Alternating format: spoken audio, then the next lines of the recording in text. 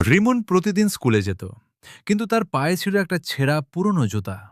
ক্লাসে ঢুকলে সবাই হাসত, এই জুতা পরে আবার স্কুলে আসে। রিমন কিছু বলতো না, চুপচাপ নিজের জায়গায় বসে থাকত। একদিন শিক্ষক জিজ্ঞেস করলেন, তুই সবসময় চুপ কেন?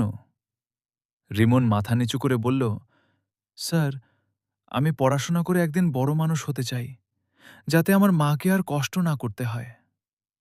কথাটা শুনে পুরো ক্লাস চুপ। বছর কেটে গেল। একদিন স্কুলে একটি গাড়ি এসে থামল। সেখান থেকে নামল একজন বড় অফিসার। স্মার্ট ড্রেস, চকচকে জুতা। সবাই অবাক, এটা তো রিমন।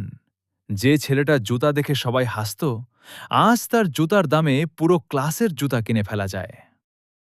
আসসালামু আলাইকুম। আমি প্রতিদিন চেষ্টা করি ভালো কিছু ভিডিও বানানোর জন্য, কিন্তু সত্যি বলতে আপনাদের সাপোর্ট ছাড়া কিছুই সম্ভব না।